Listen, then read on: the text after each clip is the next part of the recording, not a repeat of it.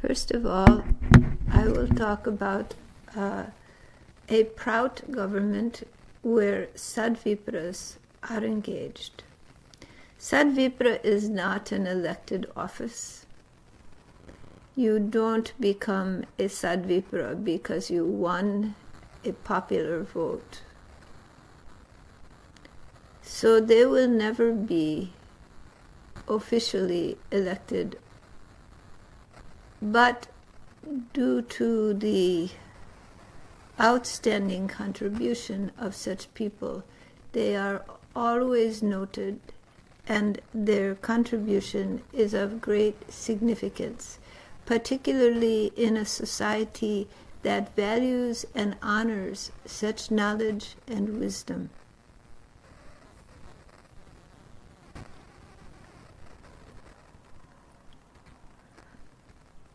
Integrating all of the different mental tendencies of the different groups, they form a bridge between the different psychologies, between the merchants, the intellectuals, the warriors, and the workers.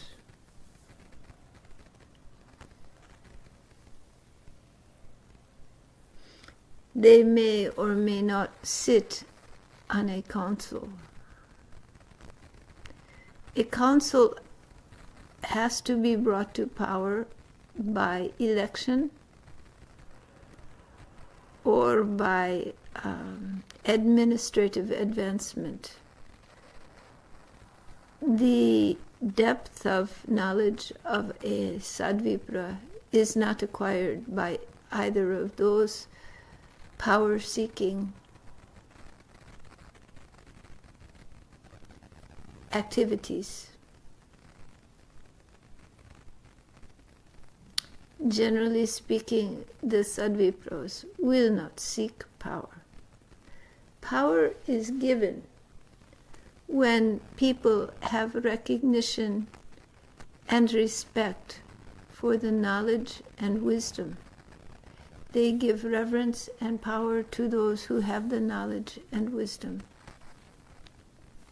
In today's world, we give knowledge and power to those who are very rich, very wealthy, very aggressive in their bid for power. But societies have not always operated that way. And there are societies, and there have been societies, where those people of wisdom, people of knowledge, are highly respected. Spiritually advanced people are highly respected. And their wisdom is listened to. They are the guides of the society. So it can be in a healthy society that value is placed on those who have spiritual wisdom and broad understanding, and integration. And therefore they become the voices listened to in the society. But they will not be those who bid for power. It may be given to them in a healthy society. All right? Does that answer your question? Is there more to your question? No, actually, I asked that above world government, which has many branches and probably many people working, is there still some body that is higher, like Sadvipra Council, that is overseeing the decisions that the world government is making? Or are all the members of the world government Sadvipras? So they don't need any upper council. That was actually my question. Yes, the leaders will be the leaders of all of the nations who come together. And that is the World Council. And those leaders are the duly elected officials of those nations. The Sadvipras, the problem is if you have a council over the council of elected leaders, how do people, what is the criteria to be in that council? Some type of bid for power is needed, either through election or through some administrative process. Well, yeah, I thought maybe I have misunderstood before that that there is some kind of ethical council of Sadvipras, but all the members of the federation are Sadvipras. Then that is. You cannot govern that people will be Sadvipras. You do not know this. But those people of wisdom, if they are highly respected, the healthy society will gravitate to honor and to bring forward those well-rounded people of great spiritual wisdom and to give them authority. But it is not something that can be governed, or it is not a state position. A Sadvipra is a state of development, not a state position that you can acquire if you have sufficient power. Yeah, I understand that point, but it was not exactly. So they are the guides. They are not an official position or an official council, because that requires the bid for power to be on that council. Yeah, I thought maybe they were selected for that. If you can select people, but again, but maybe I had changed. That is the will of the people, whether they will select a person who is a Sadvipra or not. There is no, it is as if you say, we will only select enlightened people.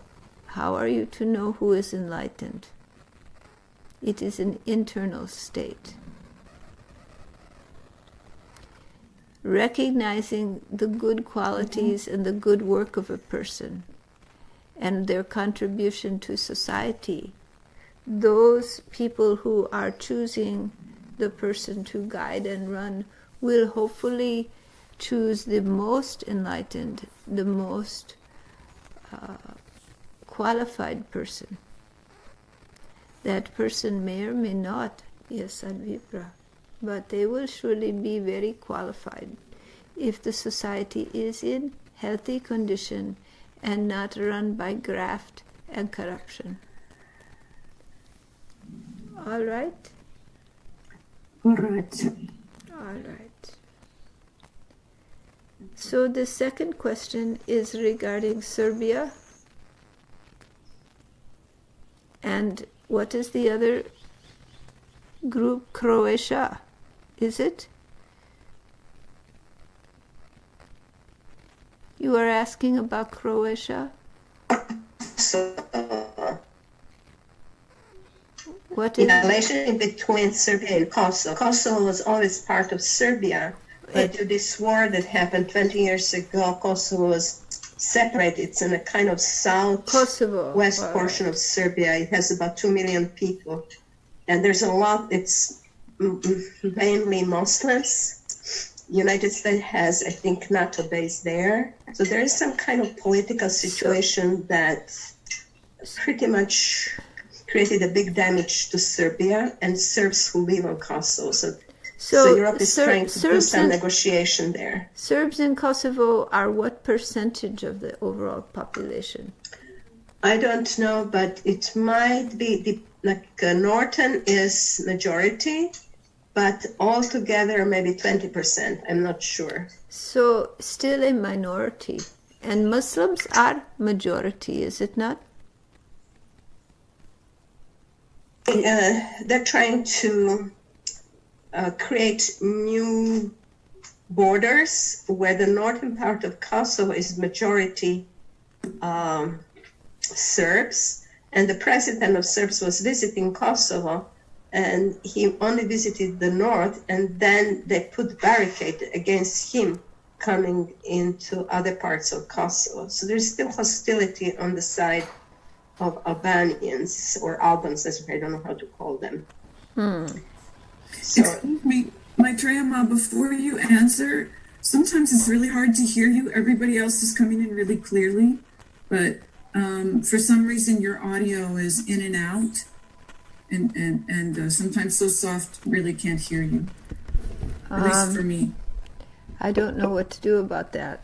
I think maybe just get closer to the computer. Will really help. Or have a microphone that comes from your computer, like Saraswati Ma has. Yeah, I can't do that. But even if you just get closer to the computer, that should